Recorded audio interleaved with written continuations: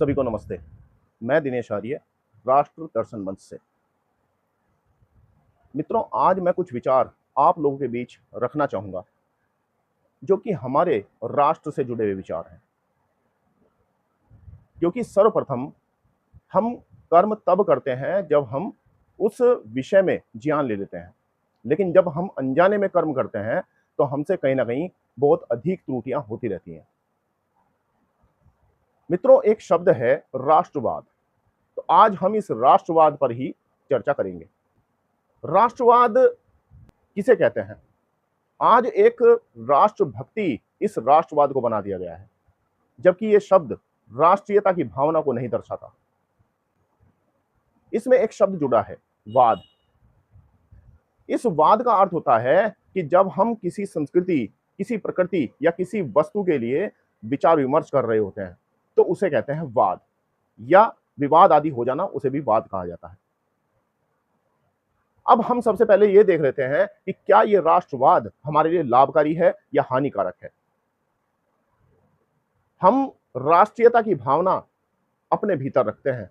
राष्ट्रीयता अर्थात कि जो हमारी संस्कृति है, जो हमारी संविधान है, जो हमारे ग्रंथ हैं, वो सब हमारे लिए बन चुके हैं और हम उन सबको अपने भीतर ग्रहण करते हैं, हम आचरण के अंदर उन्हें लेकर आते हैं। तो इसे कहते हैं राष्ट्रीयता। लेकिन जब आप अपने अस्तित्व के लिए लड़ रहे हो, जब आप अपनी संस्कृति के लिए लड़ रहे हो, आप अपनी प्रभुता के लिए लड़ रहे हो, तब उसे कहते हैं वाद, यानी कि आप अब राष्ट्रवादी हो।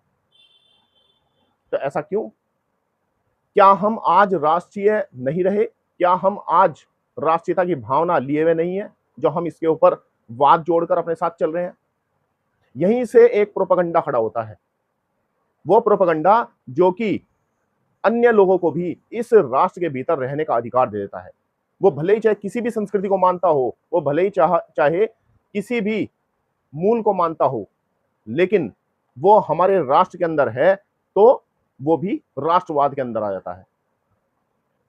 यहां पर हमारे देश के भीतर राष्ट्रवाद के लिए लड़ाई चल रही है, विवाद होते हैं, विचार उठते हैं, आपस में विचारों का आदान प्रदान होता है कि मेरा जो राष्ट्रीय भावना है वो सबसे अधिक है, मेरे ग्रंथ के अंदर जो राष्ट्रीय भावना है वो सबसे अच्छी है। लेकिन आप लोगों को मैं बता दूं, अगर आप भी राष्ट्रवादी बनकर रहोगे तो आपकी संस्कृति को कब दोहन कर दिया जाएगा आपको पता भी नहीं चलेगा। इसलिए आपको राष्ट्रीय होना पड़ेगा, आपको राष्ट्रीयता की भावना को भीतर रखना पड़ेगा, आपको इस वाद को हटाना पड़ेगा। आप राष्ट्रवादी नहीं हो, आप राष्ट्रीय हो। इस बात को आपको अपने भीतर उतारना पड़ेगा। अगर आप नहीं उतारते तो आप जो हमारे महापुरुषों का बलिदान है उसे जाया करते हो। ये जितने भी लोग आपके ऊपर बैठे हैं, ये सभी निर्धारित करते हैं कि आपको किन किन प्रोपेगेंडाओं में फंसाना है, और आप फंसते चले जाते हो। राष्ट्रभक्ति के नाम पर झंडे उठाना, जय श्री राम, जय श्री कृष्ण के नारे लगाना, वो ठीक है कि आप नारे लगाते हो, लेकिन उनके आचरणों को, उनके संस्कारों को आप नहीं जीते, आप अपने आचरण में नहीं उतारते, तो ये कोई राष्ट्रभक्ति नहीं है। आप सड़क पर चलते हुए पीक थूक देते हो, तो क्या ये राष्ट्रभक्ति के अंदर आता है? आप एक तरफ नारा लगा रहे हो और दूसरी तरफ आप सड़क पर पीक थूकते हो, तो क्या ये राष्ट्रभक्ति में आता है?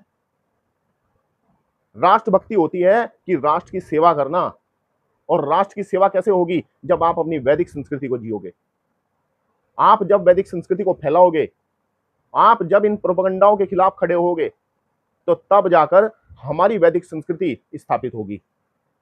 और स्थापित क्या होगी? हमारी वैदिक संस्कृति स्थापित है, हमें बस केवल उसके ऊपर आचरण करना है, हमें कोई शोध नहीं करना है, हमारे पास सब शोध हैं। आप एक बात ध्यान रखना कि अगर संस्कृति नहीं बची तो राष्ट्र भी नहीं बचता। और आज निगाह घुमा लो, पूरे विश्व के भीतर आपको कोई राष्ट्र नहीं मिलेगा। क्यों? क्योंकि उनके भीतर, किसी के भीतर वैदिक संस्कृति नहीं है। मैं कहता हूं कि लाखों लाख, करोड़ों, अरबों लोग मर भी जाएं तो भी कोई प्रभाव नहीं पड़ता, लेकिन अगर एक धार्मिक, एक सांस्कृतिक, एक वैदिक संस्कार को जीने वाला व्यक्ति जब मरता है तो ये समझ लो आपकी समाज और राष्ट्र वो भी मर जाता है। तो इसलिए आपको समझना होगा कि आपका जो मूल है वो वैदिक संस्कृति है और उस वैदिक संस्कृति को ही आपको जीना होगा। आपको युवाओं के अंदर वही वैदिक संस्कार उतारने होंगे, नहीं तो राष्ट्र नहीं बचेंगे। ये देश, जो बच चुके देश हैं, ये नहीं बचेंगे, मानवता खो जाएगी। और जितने भी बड़े बड़े उद्योगपति इस मनुष्यता को समाप्त करने के लिए लगे हुए हैं, आप उनके प्रोपेगेंडाओं के केवल दास बनकर रह जाओगे। आप उपभोक्ता हो, मात्र उपभोक्ता। कंपनियां सामान बनाती हैं, आपको बेच देती हैं, वो बड़े बड़े ऐड करती हैं ताकि आप उनकी तरफ आकर्षित हो और उनके सामान खरीदो, ताकि वो आपके ऊपर इसी प्रकार से शासन करते रहें। और ये गलत सलत जो शब्द दिए गए, आप इन शब्दों के ऊपर गर्व महसूस करो। तो क्या प्रभु श्री राम ने इसी के लिए रावण का वध किया था? आप समझते हो कि प्रभु श्री राम ने केवल सीता माता के लिए रावण का वध किया? नहीं, इस वैदिक संस्कृति को नुकसान ना हो इसके लिए उसका वध किया। आप अगर विचारशील हो तो आप विस्तार से विचारशील हो सकते हो। आप विचारशीलता रख कर देखो कि प्रभु श्री राम ने रावण का वध क्यों किया था। श्री कृष्ण ने कौरवों का अंत क्यों कराया? ताकि ये वैदिक संस्कार, ये वैदिक संस्कृति बची रहे और प्रजा के भीतर ये कुसंस्कार ना आने पाए। महर्षि मनु, क्या उन्हें शासन करने की लालसा थी? नहीं, उन्होंने इसी वैदिक संस्कृति को बचाने के लिए शासन की व्यवस्था की। उन्होंने स्मृति लिख दी, उन्होंने संविधान दे दिया, लेकिन हम उसे भी आज वनुवादी कहकर उनके इस कर्म को, उनके इस पुरुषार्थ को छोटा कर देते हैं। तो हमें यह समझना होगा कि वास्तव में हम राष्ट्रवादी नहीं, हम राष्ट्रीयता की भावना लेकर चलने वाले लोग हैं। और युवाओं को अपने भीतर ये उतारना होगा कि हम राष्ट्रवादी नहीं, हम राष्ट्रीय हैं। तभी इस देश का, इस राष्ट्र का उद्धार होगा। अन्यथा हम गुलामों की तरह से कभी किसी के पीछे, कभी किसी के पीछे लगे रहेंगे। ये व्यक्ति हमें राष्ट्रीयता दे सकता है, लेकिन जब वो राष्ट्रीयता जानता ही नहीं तो वो देगा कैसे? जो व्यक्ति कहता हो कि हमारी संस्कृति 5000 साल पुरानी है, तो वो आपको राष्ट्रीयता देगा कैसे? ये ज्ञान विज्ञान दोबारा आ सकता है, लेकिन जो राष्ट्रीयता समाप्त हो गई तो वो दोबारा नहीं आएगी। ये बात आप गांठ बांध लो। तो युवाओं, हम तो संकल्पित हैं, हम इस भारतवर्ष के अंदर जितना शीघ्र हो सके इस राष्ट्रीयता को फैलाएंगे, इस राष्ट्रीयता को बनाएंगे, और उसका केवल एकमात्र रास्ता है आध्यात्मिक होना और अपने स्वास्थ्य को ठीक ठीक रखना।